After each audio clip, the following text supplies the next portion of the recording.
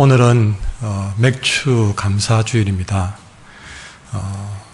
그 한 해의 첫 수확을 하나님께 드리는 절기인데, 우리는 한 해의 절반을 산 그 일에 대한 감사로 이 시간에 임하면 좋을 것 같습니다. 이런 감사주일이 되면 한 번씩 드는 생각이, 내게 과연 감사할 거리가 있을까 하는 생각이죠. 참 살기가 다들 어렵다고 하는 시절에 감사거리를 찾아내기도 참 올해 가뭄처럼 참 메마르고 쉽지 않은 것 같습니다. 어디에서 내가 무엇을 감사해야 될까 하는 생각을 해보게 됩니다. 저 역시도 그런 생각을 하면서 이 말씀을 준비하게 되는데요. 하나 깨닫게 하시는 것은 뭐냐면, 우리가 내게 주어진 그 현상만 가지고 감사거리를 찾는다면 믿지 않은 사람과 내가 다를 바가 무엇이겠는가 하는 생각을 해봤습니다. 그래서 마음에 깨닫게 되는 것은 우리가 감사하기로 결정하는 삶이 필요하다.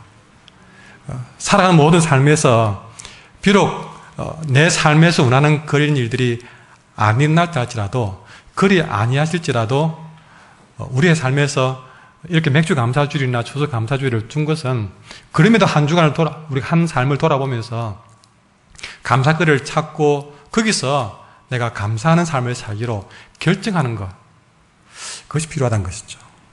그런데 개인적으로 그럼 사실은 밤 되면 잠을 해지는 게 굉장히 힘들면, 낮에는 괜찮은데 해지는 너무너무 두려워요. 힘들어요. 특히 이 주일 전에는 더더욱 힘든 것 같습니다. 좀 신경을 많이 쓰니까 더 그런 것 같아요.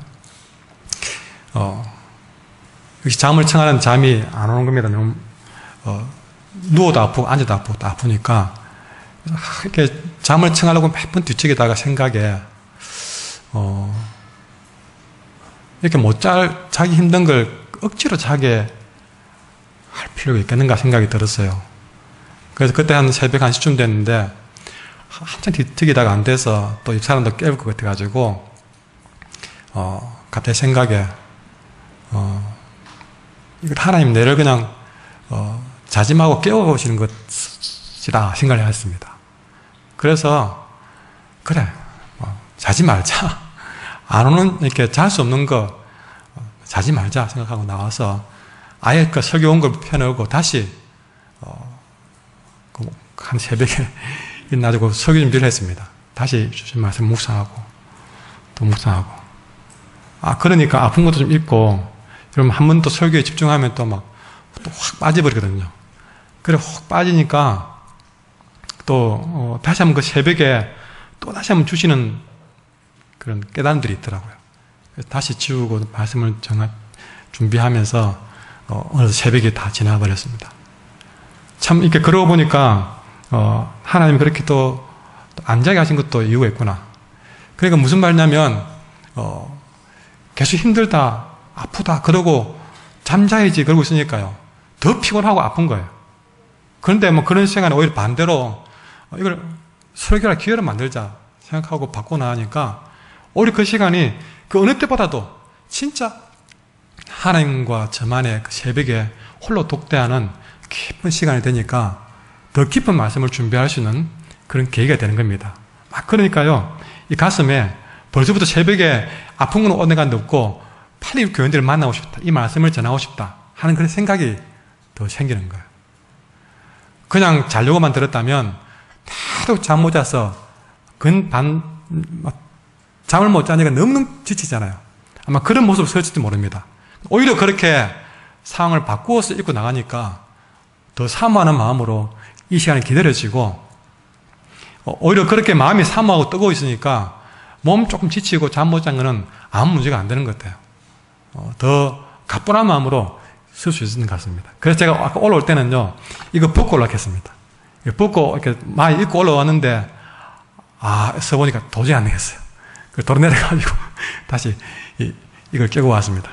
그거는 설교에 방해될 것 같아서 아직 좀 미뤄야 될 것 같아요. 여러분, 마음을 바꾸니까 여러분 많은 것들이 바뀌어야 됩니다.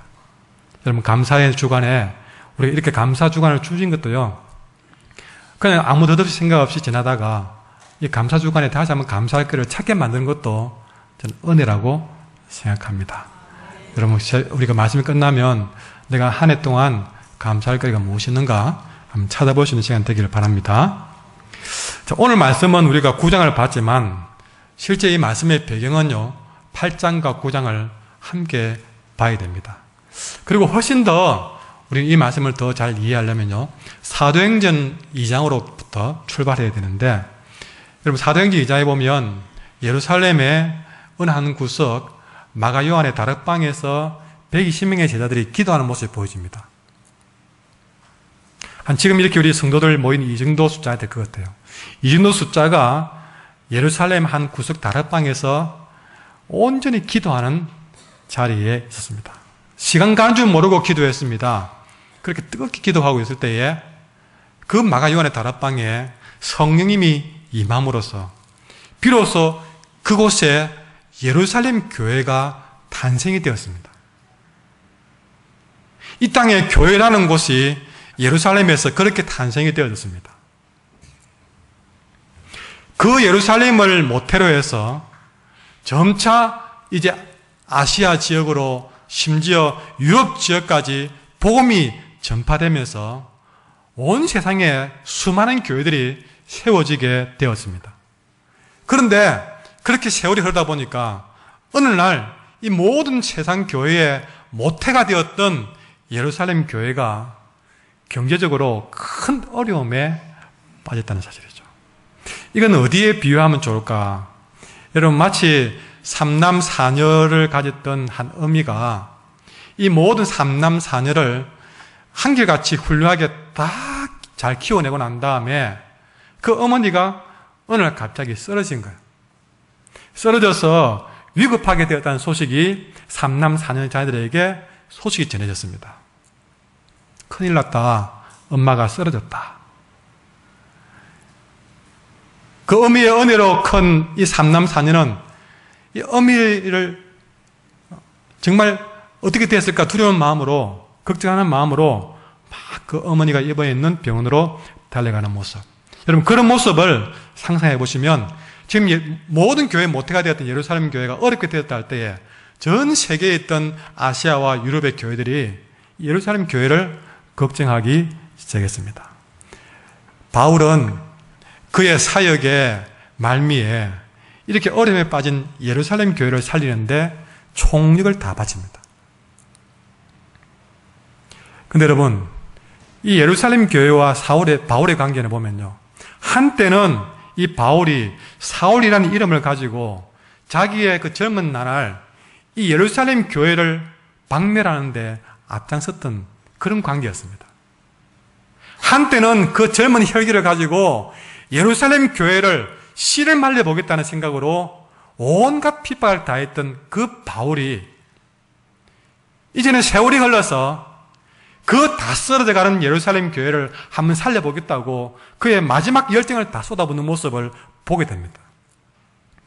이 두 관계를 보면 너무 신기하지 않습니까? 한때는 핍박했던 그 교회를 살려보겠다고 동분서주 자신의 모든 인생을 다 바치는 바울의 모습입니다. 여러분, 무엇이 이렇게 인생을 바꿔놓았을까요? 예수님입니다. 바울이 다메섹에서 예수님을 만나니까요.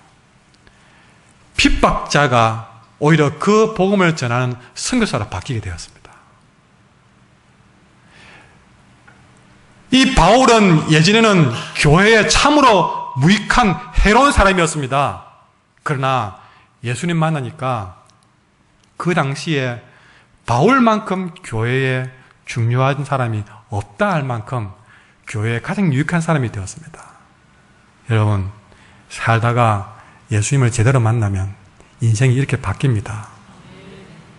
무익한 인생이 유익한 인생으로 바뀝니다. 저는 매번 한길교회에서 어느 성도회든 간에 이런 일들이 날마다 일어나기를 간절히 소망해 봅니다. 이 바울은 전 세계 교회에 예루살렘 교회의 상황을 알려주고 가는 곳마다 연보, 그러니까 구제를 위한 헌금을 말합니다. 이 연보를 거두어 드리면서 예루살렘 교회를 다시 살리는데 앞장서자고 호소를 합니다. 근데 여러분, 이렇게 바울이 예루살렘 교회를 살리고자 앞장설 때에 이 일에 가장 헌신적으로 나선 교회가 어디냐면, 여러분 지금 유럽의 국가 부도 위기에 놓여 있는 그리스, 이 그리스 사건 사태가 계속 뉴스에 나오는데요. 이 그리스 북부 지역, 남쪽은 아가야라 그러고요, 북부 지역을 마게도니아라 그러는데, 여러분 이 예루살렘 교회를 살리는데 가장 앞장선 교회가 마게도니아에 있던 교회들이었습니다. 이 마게도니아에 있는 교회들이 어떤 교회가 있느냐, 가장 대표적인 교회가 빌립보 교회가 있습니다. 데살로니가 교회가 있고요, 또 베레아가 있고, 이런 교회들이 있는데, 하여튼 그리스 북부에 있는 이 마게도니아 지역에 있는 교회들이 예루살렘 교회를 다시 이렇게 세우는데 앞장을 서게 됩니다. 그런데 여러분, 더 놀라운 사실은 바로 이 마게도니아 교회가 그렇게 예루살렘 교회를 다시 일으키는데 앞장섰던 것은 그들이 사는데 여유가 있고 돈이 많고 힘이 있어서가 아니었습니다. 자세히 들다 보니까요, 여러분 우리가 고린도후서 8장 2절에 보십시오. 8장 2절에 보시면요, 이 마게도니아 교회의 상황을 말해주고 있는데요, 이 마게도니아 교회가 예루살렘 교회를 섬기는데 앞장섰을 때 상황이 어땠느냐, 그들은 지극히 가난했고 궁핍했고 여러 가지 환난과 시련을 당하는 중이었던 것입니다. 여유가 있어가지고 앞장선 것이 아니라 오히려 도울 여력이 전혀 없어 보이는 가난하고 핍박받고 궁핍한 가운데 있던 마게도니아 교회가 예루살렘 교회를 살려보겠다고 앞장서고 연보를 하고 했다는 사실이죠. 근데 이건 그렇게 낯설지 않습니다. 왜냐하면요, 가정도 마찬가지로 이상하게도 어떤 어려운 일이 생기면 꼭 많이 가진 사람들보다는 오히려, 다 그런 건 아니겠지만 오히려 이상하게 더 가난하고 어렵고 힘든 자녀들이 더 마음의 애정을 가지고 걱정해주고 도와주는 모습을 더 많이 볼 때가 있습니다. 물론 사람마다 다르죠. 꼭 그렇다는 건 아니지만. 그런데 참 그런 일에 나서기 힘들겠다 싶은 사람들이 오히려 더 앞장서는 것이죠. 여러분, 국가가 어려움을 당할 때요, 큰 뉴스에 나오는 게 뭡니까? 오히려 많이 가진 자들은 아직도 눈치를 보고 있지만 오히려 김밥 한 줄 말아가면서 때로는 국가로부터 생활 보조를 받아가면서 사는 분들이 그것을 떼고 쪼개어서 어려운 사람을 도와달라고 그렇게 기부하는 사람들을 보게 됩니다. 여러분, 마게도니아 교회가 바로 그런 교회였습니다. 그래서 8장에서 보면 사도 바울은요, 이런 마게도니아 교회를 얼마나 자랑하는지 모릅니다. 생각해보면 얼마나 자랑스럽습니까? 여러분, 여유가 있어도 자랑스러운 일인데 여유가 없는데 불구하고 그렇게 어려운 예루살렘 교회를 위해서 앞장서니 마게도니아 교회가 얼마나 자랑스럽겠습니까? 근데 여러분, 이 마게도니아 교회가 아까 말했잖아요, 환난과 많은 시련 가운데에도 어찌 그들이 그렇게 풍성한 연보를 넘치도록 할 수 있었느냐. 그들이 그렇게 할 수 있었던 이유는 성경에 보니까 단 한 가지였습니다.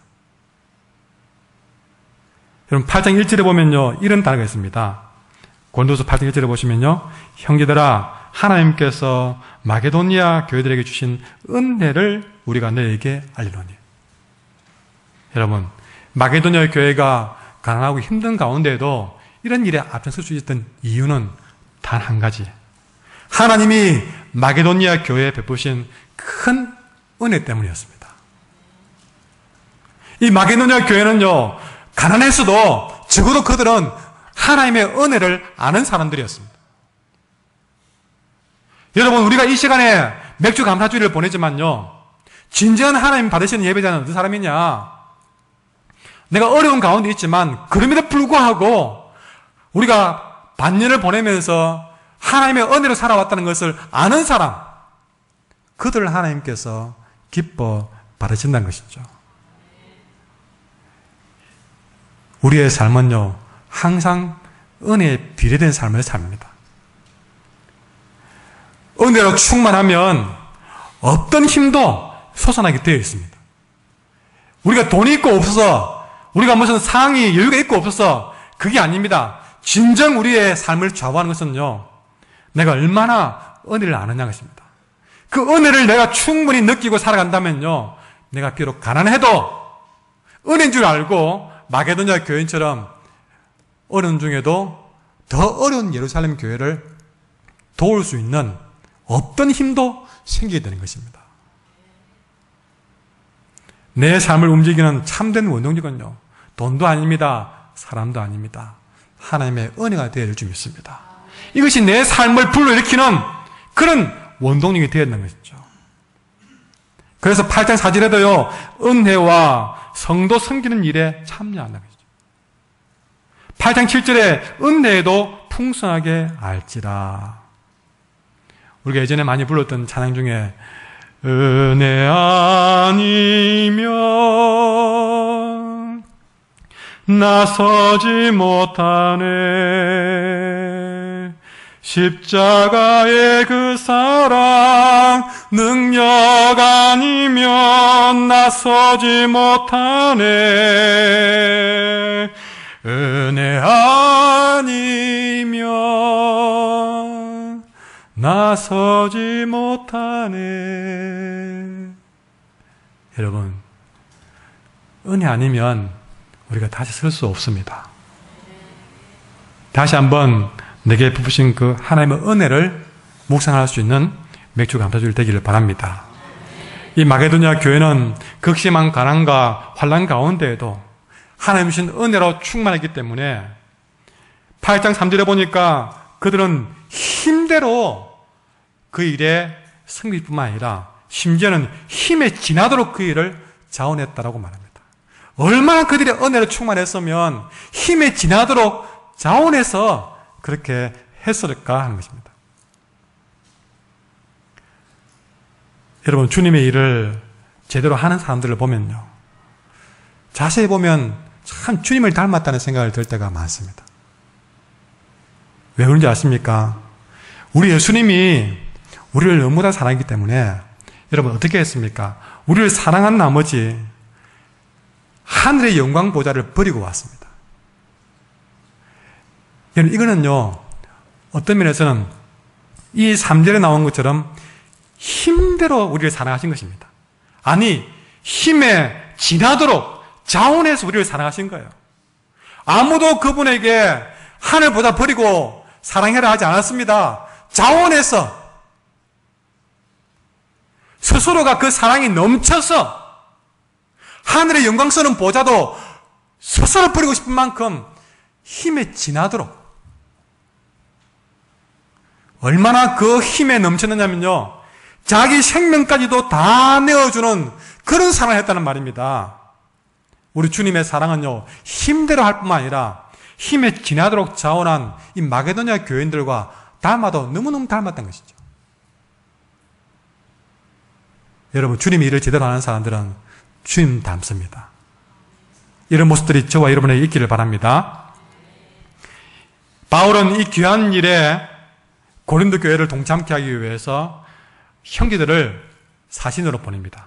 그때 사신으로 가는 형제들이 누구냐면 8장 6절에 보니까 디도, 그리고 누가, 아볼로 같은 사람들입니다. 그런데 이렇게 고린도 교회에 예루살렘 교회를 돕는 일을 위해서 사람들을 보내면서 하는 말이, 여러분 9장 1절 같이 읽어볼까요? 시작.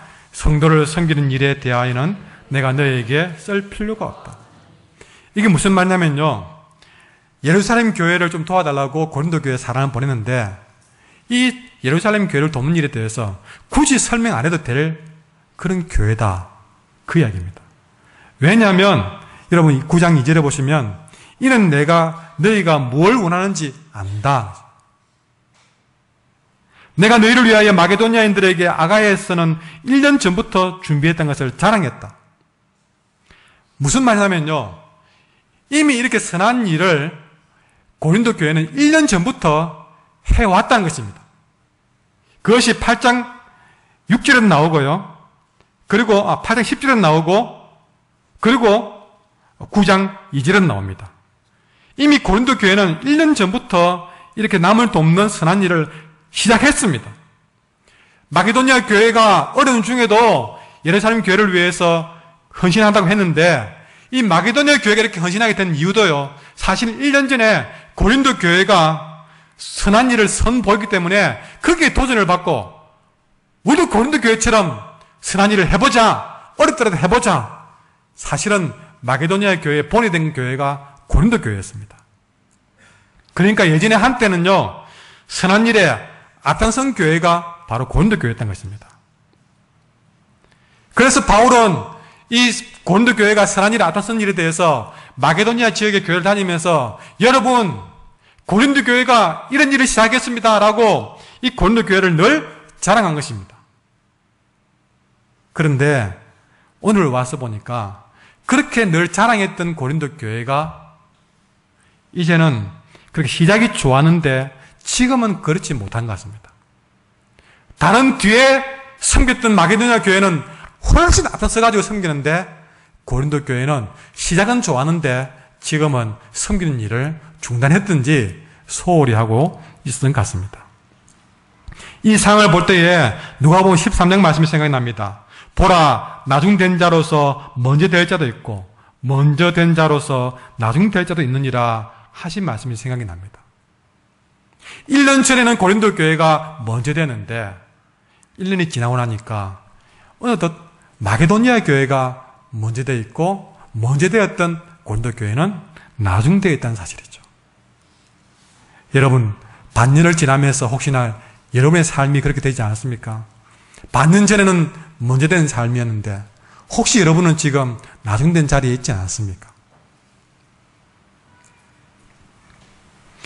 예전에 1년 전에는 바울이 마게도니아에 가서 고린도 교회를 자랑했는데 이제는 마게도니아 교회 열심을 고린도 교회에 와서 자랑하는 그런 모습을 보게 되는 것입니다. 여러분, 이렇게 고린도 교회가 다시 한번 일어서기를 바라면서 사도 바울은 섬기는 자에게 대원칙 하나를 말씀해 주고 있습니다. 그것이 바로 9장 5절부터 나오는데요. 자, 9장 5절을 보십시오. 그러므로 내가 이 형제들로 먼저 너에게 가서 너희가 전에 약속한 연보를 미리 준비하게 하도록 권면하는 것이 필요한 줄 생각하노니. 여기서 첫 번째 원칙이 나옵니다. 우리가 마게도니아 교회나 고린도 교회나 우리 한국 교회나 우리가 섬기는 자로서 원칙이 하나 있는데 그게 뭡니까? 미리 준비되어야 참 연보다. 그럼 따라합시다. 미리 준비되어야 합니다. 여러분, 우리가 주님을 섬기는 자로서 어떤 사람이 되어야 되느냐? 미리 준비되어야 됩니다. 여러분, 혹시 오늘 우리가 맥주 감사주일 헌금을 우리가 준비해 오실 텐데요. 여러분, 이런 모든 상황이 미리 준비되어야 됩니다. 갑자기 오늘 맥주 감사주일이네? 헌금 봉투 어디 있지? 그 순간부터 나도 모르게 억지로 되는 겁니다. 항상 주님을 섬기는 자로서 첫 번째 원칙은요, 미리 준비되어져야 된다. 그리고 6절에 같이 들어가겠습니다. 6절 시작. 이것이 곧 적게 심는 자는 적게 거두고 많이 심는 자는 많이 거둔다 하는 말로다. 아멘. 두 번째 원칙은요, 적게 심는 자는 적게 거두고 많이 심는 자는 많이 거둔다는 것입니다. 그리고 7절에 가면요, 하나님은 절개 내는 자를 사랑하신다. 우리가 하나님의 무한한 사랑과 은혜를 받았다고 말을 하면서 그 하나님 앞에 준비되지 못하고 인색하게 준비하고 아까워하고 마지못해 하거나 하지 말라는 것입니다. 즐거운 마음으로 준비된 자가 되라는 것입니다. 이런 원칙을 말씀하면서 바울은 자연의 법칙, 그러니까 파종하고 수확하는 원리를 말하면서 인색하게 심으면 인색하게 거두고 넉넉하게 심으면 넉넉하게 거둔다고 말씀하고 있습니다. 여러분, 우리가 하나님 앞에 진정 하나님을 섬기는 자로 살기를 원하신다면요, 하나님은 기쁜 마음으로 내는 사람을 사랑하기 때문에 항상 우리가 여러분 즐거운 마음으로 준비된 과정에 많이 심는 그런 인생이 되기를 바랍니다. 무엇보다 하나님은 항상 모든 것에서 부족함이 없는 분이기 때문에 우리가 항상 주님 앞에 마음껏 넘치게 심을 수 있도록 도와주시는 분인 줄 믿습니다. 하나님과 함께 하시면요, 우리 충분히 넘치게 생길 수 있는 그런 삶을 살 수 있다는 것입니다. 나는 부족하지만 하나님이 그렇게 하실 수 있는 분인 줄 믿습니다. 여러분, 역대상에 보면 다윗이 이런 고백을 합니다. 역대상 29장에 다윗이 하나님 앞에 건축 헌금을 준비하면서 하는 말이 역대상 29장 12절에 이런 말을 합니다. 부와 귀가 주께로 말미암고 또 주는 손에 권세와 능력이 있사오니 모든 자를 크게 하심과 강하게 하심이 주님의 손에 있나이다 그랬습니다. 그리고 역대상 29장 14절에 나와 나의 백성이 무엇이간데 이처럼 즐거운 마음으로 들을 힘이 있었나이까. 모든 것이 주께로 말미암아 싸우니 우리가 주의 손에서 받은 것으로 주께 드렸을 뿐입니다 라고 말합니다. 여러분, 우리가 하나님 나라에서 심는 원리를 들었는데요, 여러분, 우리가 하나님 나라를 위해서 심는 것은 무엇이냐면 내 것 가지고 심는 것이 아닙니다. 주님의 손에서 받은 것 가지고 심는 것입니다. 그러므로 우리가 때론 주님 앞에 많이 심을 수 있는 것은 생각해보면 감사의 제목입니다. 하나님이 내게 많이 심을 수 있도록 주었기 때문에 우리는 많이 심을 수가 있는 것입니다. 그래서 11절 말씀 보시면요, 여러분 9장 11절 말씀 같이 돌아가겠습니다. 시작. 너희가 모든 일에 넉넉하여 너그럽게 연보를 하면 그들이 우리로 말미암아 하나님께 감사하게 하는 것이라. 아멘. 여러분, 우리가 하나님 앞에 많이 드릴 수 있는 것도 우리는 감사거리입니다. 왜냐하면 하나님은 금방 주시기 때문에 그렇게 할 수 있는 것이죠. 여러분이 살아가면서 아무리 높이 올라갔다 할지라도 여러분은 처음부터 높이 올라갈 수 있는 사람이 아니었습니다. 여러분이 지금 직급이 무슨 과장이 되고 계장이 되고 사장이 되고, 때로는 저는요, 제가 한 가정에 가장이 되고 아빠가 되고 남편이 된 것이 너무나 신기하고 고마울 때가 있습니다. 왜냐하면 제가 결혼하기 전에 내가 과연 한 가정을 이끌 만한 사람이 될까, 저는 저 자신을 의심했던 사람이거든요. 훌륭하기는 못했지만 그리고 지금까지 이렇게 하는 가정의 남편으로서 아비로서 이렇게까지 되어온 것이 무엇이냐, 저는 저를 압니다. 저는 그럴 능력이 없다는 것을 압니다. 하나님이 제게 주신 능력 가지고 이만큼이라도 남편 역할, 아비 역할을 한 것이 아닌가, 그런 생각을 해보게 됩니다. 그래서 한 번은 이렇게 같이 밥을 애들 사 먹이면서 아빠가 이렇게 밥 쏜다 이게 아니고 그렇게 애들에게 밥 한 걸 사 먹여주는 것이 하나님 앞에 얼마나 감사가 되든지 막 가슴이 뜨거워지는 그런 생각이 드는 거예요. 여러분, 저는 제 손에 가진 것이 아무것도 없었습니다. 그러나 이만큼의 가정을 지키고 아이들 공부시키고 먹이고 살 수 있게 하신 것은 하나님이 하신 것이죠. 저는 아무리 지금 무엇이 있다 할지라도 분명히 저는 아무것도 없는 무에서부터 출발했던 사람입니다. 그 모든 가진 것이 하나님 주신 것입니다. 여러분이 지금 엄청난 부귀와 특권을 갖고 산다 할지라도 우리는 원래부터 엄마의 젖을 먹지 않으면 안 될 무기력한 가난 악이었다는 사실을 결국 잊어서는 안 됩니다. 지금 여러분 누군가를 호령하고 지도하고 떵떵거리는 그런 위치에 있을지 모르지만 그 특권과 위치가 날 때부터 주어진 것이 아니었다는 사실이죠. 엄마의 젖방울 한 방울 아니면 굶어 죽을 수밖에 없는 그런 가난 악의 신이 있었단 말입니다. 그런 가난 아기가 언제 커가지고 이제 누군가를 책임져주고 회사를 책임지고 일을 주도해 갈 수 있는 그런 사람이 되었다는 것은 하나님의 은혜가 아니고서는 없다는 것입니다. 이런 모든 상황 가운데 우리 모두가 기억해야 될 것은요, 내 삶의 진정한 공급자는 하나님이라는 사실입니다.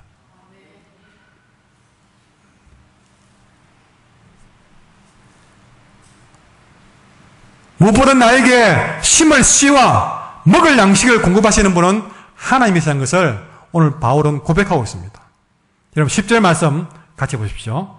읽도록 하겠습니다. 시작. 심는 자에게 씨와 먹을 양식을 주시는 이가 너희 심을 것을 주사 풍성하게 하시고 너의 의의 열매를 더하게 하시리니. 아멘. 알고 보니까 내 삶의 진정한 공급자는 하나님이라는 사실이죠. 내게 심을 씨와 먹을 양식을 공급해 주셨다는 사실입니다. 내 삶의 공급자가 누군지를 우리가 분명히 안다면, 여러분, 우리가 살아가면서 항상 내가 가지고 있는 것에 대해서 이건 내 거야, 이건 내가 만든 거야, 내 힘으로 이룬 거야, 내가 번 것이기 때문에 누가 달라고 하면 아까워 주지를 못합니다, 나누지를 못합니다, 구제하지를 못합니다, 섬기지를 못합니다. 왜? 내 거라는 생각이 강하기 때문에. 그러나 내가 가진 모든 것들이 하나님이 주신 것이라는 생각이 드니까, 내 것이라는 집착이 사라지면서 하나님 내게 주신 것이지. 그러면 내가 하나님께 거저 받은 거 나도 다른 사람을 위해서 써야 되겠구나. 이미 그 생각이 바뀌니까 삶도 바뀌는 것을 보게 됩니다. 여러분, 내 주 하나님은 씨를 뿌리고 심는 자에게 심을 씨앗과 먹을 양식을 공급하시는 분인 줄 믿습니다. 근데 여러분, 이 말씀을 자세히 보면요, 우리 하나님은 두 가지로 우리에게 공급했습니다. 맨 먼저 심는 자에게 먹을 양식을 공급해 주었습니다. 여러분, 때로는요, 우리가 남을 도우려고 할 때에 내가 이것 주고 나면 내가 굶는 건 아닌가, 모자란 건 아닌가 생각이 들 때가 있습니다. 그러나 여러분, 우리가 그런 마음을 이기고 과감하게 연보하면서 심을 때에 여러분, 그 심는 자에게 뭘 주십니까? 그 사람이 먹을 양식을 하나님이 책임져 준다는 사실이죠. 내가 심는 데 헌신했다고 해서 그만큼 모자란 것이 아니라, 그만큼 굶는 것이 아니라, 결코 심었다고 해서 내가 모자라서 줄여 죽도록 하나님이 내버려 두지 않는다는 사실입니다. 그래서 마태복음 6장 34절에 보니까 먼저 그 나라와 그 의를 구하라. 그러면 이 모든 것을 내가 너에게 더하시리라 그랬습니다. 여러분, 신명기 8장에 보면요, 광야 생활 40년 동안 했을 때에 모세는 광야 40년을 이렇게 계산했습니다. 신명기 8장 4절에 이렇게 말했는데요, 지난 40년 광야 생활 동안에 당신들의 몸에 걸친 옷이 헤어진 일이 없고 발이 부르던 일도 없었지 않느냐 그랬습니다. 아무도 옷을 공급해 주지 않았고 먹을 양식도 공급해 주지 않았지만 40년 동안 그들은 광야에서 굶어 죽지 않았고 옷이 헤어지지 않았고 발이 부르던 일도 없었다. 여러분, 우리가 과감하게 믿음으로 심을 때에 그 심는 자에게 하나님은 먹을 양식을 책임져 주시는 줄 믿습니다. 정말 그래서 굶어 죽을 것 같아도 하나님이 어떤 방법이든 간에 먹을 양식을 채워주시는 분이십니다. 두 번째 뭐라 했습니까? 먹을 양식과 심을 씨앗을 준다고 그랬습니다. 여러분, 먹을 양식도 공급하시고 하나님은 심는 자에게 심을 수 있는 씨앗도 주시는 분입니다. 지금 당장 먹는 것도 주시고요, 앞으로 열매를 가져줄 씨앗도 주신다는 것이죠. 지금 현재의 양식과 미래의 양식도 하나님이 준비케 하신다는 것입니다. 이사야 55장 10절에 보면요, 파종하는 자에게는, 다시 말해서 심는 자에게는 종자를 주며 그랬습니다. 여러분, 감자도 지금 당장 삶아 먹어야 될 감자도 있고요, 심어서 또 더 많은 감자를 나게 할 종자 감자도 남겨두는 방법입니다. 여러분, 저는 이 말씀을 보면서 너무나 감사했습니다. 그렇구나, 우리가 하나님 믿고 우리가 온전히 섬기는 일을 하면, 심으면 하나님이 모자란 것 같아도 그날 먹을 것도 챙겨주시고 앞으로 내게 더 풍성한 30배, 60배, 100배의 열매를 가져둘 미래의 양식도 심을 씨앗으로 하나님이 주시는구나. 현재도 책임져 주시고 나의 미래도 책임져 주시는구나. 이것이 하나님이 심는 자에게 주시는 하나님의 약속인 줄 믿습니다. 이것을 마게도니아 교회가 믿기 때문에 지금 그들은 가난했어도 두려워하지 않고 지금 먹을 것이 없어도 과감하게 예루살렘 교회를 위해서 연보했을 때에, 여러분, 마게도니아 교회 굶어 죽었습니까? 아닙니다. 책임져 주었습니다. 오히려 마게도니아 교회의 미래 양식도 하나님이 예비해 두셨습니다. 근데 여러분, 무엇보다 하나님이 어떤 자에게 이렇게 은혜로운 일들을 공급해 주시느냐? 10절에 보시면요, 분명하게 말합니다.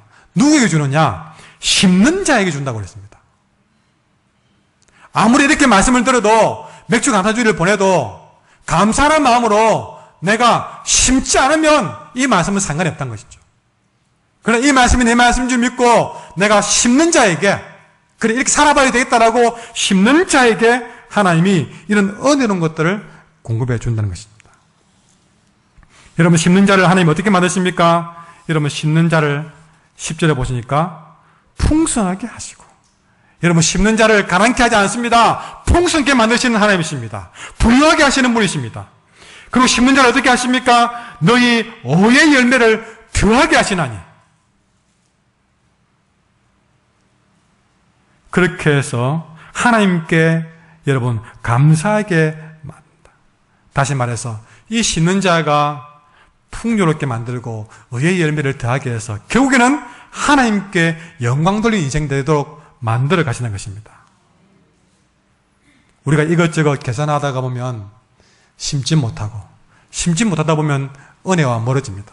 그러나 하나님의 계산법을 믿고 심을 때에 하나님은 먹을 양식뿐만 아니라 힘을 씨앗도 주시고 그 인생을 풍요롭게 하시고 의의 열매를 더하시고 하나님께 영광도 되게 하는 것이죠. 바로 이것이 하나님 나라의 계산법이고 이것이 영적인 원리고 영적인 축복이라는 사실을 믿으시기 바랍니다. 이렇게 하나님 공급하시는 믿음, 공급하심을 받으면서 그렇게 날마다 심는 자의 삶을 살 때에 여러분, 이 고린도서 6장 10절에 보면요, 이런 말씀을 기록하고 있습니다. 여러분 한번 찾아볼까요? 이 말씀이 너무 좋아서 자주 언급했는데 같이 봤으면 좋겠습니다. 6장 10절 같이 한번 읽도록 하겠습니다. 시작. 근심하는 자 같으나 항상 기뻐하고 가난한 자 같으나 많은 사람을 부유하게 하고 아무것도 없는 자 같으나 모든 것을 가진 자로다.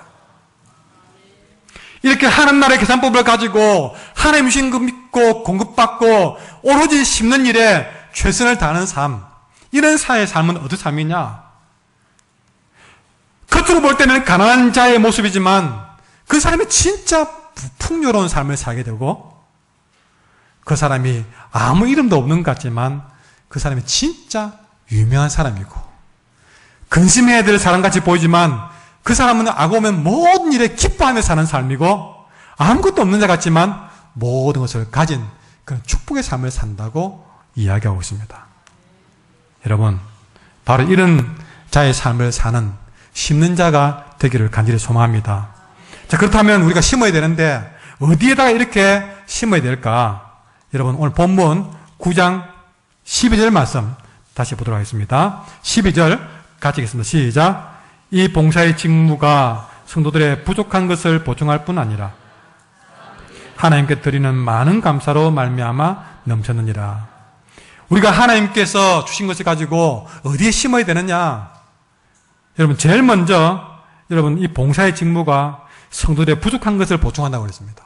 제일 먼저 심어야 될 것은요, 내 주변에 있는 사람들에게 심어야 됩니다. 처음부터 멀리부터 심으려고 하지 마세요. 처음부터 선교사 돕고 그러지 마세요. 내 눈앞에 있는 사람, 내 가까이에 있는 줄이고 목마른 사람들, 그 사람이 믿는 사람이든 안 믿는 사람이든 상관없습니다. 지금 당장 내 눈앞에서 줄이고 목마른 사람, 그 사람에게 먼저 심으셔야 됩니다. 그것이 곧 주님께 한 일입니다.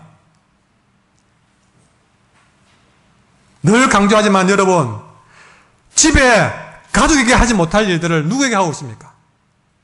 제일 먼저 심어야 될 대상은요, 여러분과 함께 사는 가족들입니다. 또 여러분 이웃들이고 그들의 필요를 채우며 돌보는 일에 우리의 것을 심으셔야 됩니다. 내 시간을 심고 내 물질을 심고 내 마음을 심으셔야 됩니다. 한 걸음 더 나가서 성도라고 했으니까 여러분, 이제 우리가 주변의 필요를 채웠다면 한 걸음 더 나가서 교회의 필요를 살피고 심어야 될 줄 믿습니다. 제일 먼저 주변에 섬기고 심고, 두 번째는 교회에다 심으셔야 됩니다. 교회에 필요한 것이 무엇인가 늘 돌아보면서 그 필요한 곳에 이름 없이 빛도 없이 그 필요한 부분들을 하나하나 채우는 여러분 되기를 바랍니다. 최근에 우리 교인들이 이렇게 자발적으로 참 이것이 부족하다 싶어서 자발적으로 채워가시는 모습들을 볼 때 얼마나 감동이 되는지 모릅니다. 다른 사람들은 몰라요. 누가 그렇게 했는지 아무도 몰라요. 그렇지 않습니다. 때는 비가 와도 우산을 쓰고 우리 교회 잡초를 뽑는 분들이 있습니다.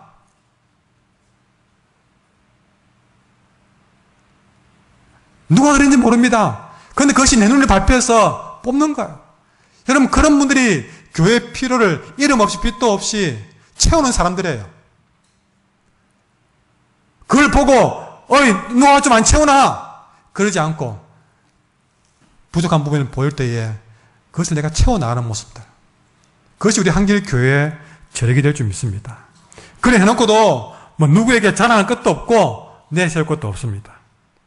그저 내 그 일을 하도록 하신 분은 하나님이시기 때문에 그 줄에는 하나님 나라를 위해서 그렇게 헌신하는 것 뿐입니다. 내가 이렇게 했으니까 이건 내가 했다, 거기에 내 이름을 새길 필요도 없습니다. 네가 갖다 놓았다고 말할 필요도 없습니다. 그저 부족한 게 보이면 그렇게 섬기는 모습들, 그것이 바로 주님 보실 때에 아름답게 교회에 심는 자의 모습입니다. 그 다음에 여러분, 우리가 심어야 될 중요한 한 가지가 있습니다. 우리는 무엇을 심어야 될까? 따라합시다. 감사를 심어갑시다. 이것이 바로 맥주 감사주의를 우리가 드려야 될 말씀입니다. 여러분, 12절 말씀 보시면요, 마지막에 사람들이 하나님께 드리는 많은 감사로 말미암아 넘쳤느니라. 여러분, 우리가 이 땅에 심어야 될 최고의 씨앗은 무엇이냐? 감사의 씨앗입니다. 감사의 씨앗을 심으셔야 됩니다. 그렇게 감사를 심으시면요, 하나님은 더 큰 감사를, 더 많은 감사를 우리에게 수확하도록 하실 줄 믿습니다. 우리가 누군가에게 내 것을 주고 나면요, 분명히 내가 주었기 때문에 그만큼 비어있어야 마땅한데, 여러분, 오히려 그 빈자리에 더 새로운 기쁨과 감사가 넘치게 될 것입니다. 내가 누군가를 위해 심다고 비어나갈 때에 그 빈자리에 더 큰 평안과 희망과 기대감이 그 마음속에 넘치게 될 것이고, 그런 마음을 가질 때에 여러분, 그 심는 자에게 여러분 더 큰 축복으로 하나님이 채워줄 줄 믿습니다. 이렇게 날마다 심는 자로 살아갈 때에 13절 말씀 보시면요, 그 징부름 증거를 삼아서, 그러니까 섬기는 그 일을 통해서 증거가 되어서, 그 섬기는 삶, 심는 삶이 증거가 되어서 어떻게 되느냐? 13절에 보시면요, 그렇게 살아갈 때에 여러분, 내가 진정 예수님의 복음을 진실히 믿는 사람으로 인정받는 것입니다. 그리고 더 나아가서 그런 삶을 사는 자가 예수님 닮은 섬기는 사람으로 인정받고 하나님께 영광을 돌린다는 사실입니다.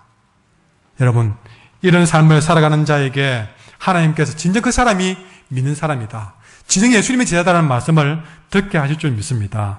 마지막으로 이렇게 심는 자의 삶은 모든 관계에 행복을 줄 줄 믿습니다. 14절 말씀 같이 또 하겠습니다. 시작. 또 그들이 너희를 위하여 간구하며 하나님이 너희에게 주신 지극한 은혜로 말미암아 너희를 사모하느니라. 아멘. 이렇게 심는 자의 삶을 살 때, 날마다 감사의 씨앗을 심는 자에게 하나님은 그 사람이 맺는 모든 관계에 행복을 안겨다 줄 줄 믿습니다. 오늘 14절에 뭐라 표현되냐면요, 서로 너희를 사모하는 자가 되도록 만들어준다는 것이죠. 서로가 그리워하면서 보고 싶어하며 서로 기도하는 관계로 만들어준다는 것입니다. 여러분, 우리가 이렇게 심는 자의 삶을 살 때, 감사의 씨앗을 심을 때요, 그때부터 더 이상 이기적으로 살지 않습니다. 더 이상 앞만 보고 악착같이 모으려고 하지 않습니다. 오히려 나누어주면서 수많은 잃어버린 관계를 회복하면서 진짜 행복이 무엇인지를 알게 만들어주는 것입니다. 결국 이렇게 하나님의 공급하심을 믿고 심는 자의 삶을 살면 15절 말씀 같이 읽겠습니다. 시작. 말할 수 없는 그의 은사로 말미암아 하나님께 감사하노라. 결국 그렇게 심는 자의 삶을 살 때에 말로 다 형언할 수 없는 선물을 주시는 하나님께 감사하는 삶이 된다는 것입니다. 정말 하나님의 방법은 놀랍기만 합니다. 하나님께서 살게 하시는 삶의 방식은 생각해 볼수록 놀랍기만 하다는 것이죠. 우리가 하나님 주신 방법대로 살겠다고 결심하면요, 하나님은 반드시 이렇게 말로 다 형언할 수 없는 놀라운 선물을 우리에게 줄 줄 믿습니다. 우리 하나님은 자기 아들도 아끼지 않고 십자가에 내어주신 사랑의 하나님이십니다. 그런 하나님은 우리에게 뭔들 안 주겠습니까? 그 하나님을 믿고 우리가 심는 자의 삶은요, 하나님은 우리에게 더 많은 것으로 갚아줄 줄 믿습니다. 그런데 우리가 그런 은혜를 왜 못 누렸습니까? 지금까지 우리가 그런 은혜를 붙잡기보다는요, 지금 현재 내 손에 잡은 것들을 못 놓고 하나님이 더 좋은 걸 주려고 해도 우리는 그것을 못 잡게 되는 것입니다. 여러분, 내가 내 손에 쥔 건 안 놓으려고 부둥켜 안고 움켜쥐고 안 내려고, 주님이 섬기라고 해도 안 내놓으려고 그러고요, 우리가 주변을 위해서, 교회를 위해서 신물하고 아무리 그래도 내가 손에 잡은 거 그게 아까워서 못 놓으니까, 여러분, 우리는 뭘 못 잡습니까? 하나님이 더 좋은 걸 주기 위해서 그걸 놓으라고 하는데, 그걸 심으라고 그러는데, 우리는 지금 내 손에 잡은 게 더 좋다고 생각했다고 못 놓는 겁니다. 이걸 두고 어거스틴은 말합니다. 하나님은 우리에게 항상 가장 좋은 것을 주려고 한다. 그러나 우리는 양손 가득히 쥐고 있어서 그것을 받을 수가 없다. 지금 내 손에 쥐고 있는 거, 여러분, 하나님이 주려고 한 것에 비하면 아무것도 아닙니다. 오히려 그것까지 심으십시오. 심으려고 우리는 내려놓고 우리는 내 손을 비워야 됩니다. 그렇게 다 비워놓으면요, 하나님은 더 많은 것, 더 좋은 것을 우리에게 공급해 주실 줄 믿습니다. 시편 81편 10절에 보니까 나는 너를 애굽 땅에서 인도하여 낸 여호와 내 하나님이니 내 입을 크게 열라 내가 채우리라 그랬습니다. 내 입을 크게 열려면 지금 내가 가진 것 가지고 여러분 쓰셔야 됩니다. 심으셔야 됩니다. 그러면 하나님께서 채워줄 줄 믿습니다. 따라하십시오. 내 삶의 주인은 하나님이십니다. 내 삶의 공급자는 오직 하나님이십니다. 내 모든 삶의 안정감은 오직 하나님 한 분입니다. 여러분, 분명히 모든 것을 주님께서 주시는데 우리는 지금까지 내 손에 붙잡은 것만 바라보았습니다. 하나님이 능력자이신데 내 능력만 바라보고 살았습니다. 이제부터는 내 삶의 진정 공급자 되신 주님, 그 주님을 더 의지하시길 바랍니다. 내 손에 잡혀있는 그 물질 붙들고 사는 것이 아니라 오히려 주님께 더 맡기는 삶 되기를 바랍니다. 주님을 더 믿고 내려놓기를 원합니다. 그러면 주님께서 내 삶에 채울 줄 믿습니다. 주님만이 내 삶을 풍성하게 할 줄 믿습니다. 그런 놀라운 은혜를 날마다 체험하는 저와 여러분 되기를 간절히 소망합니다. 이제 찬양하도록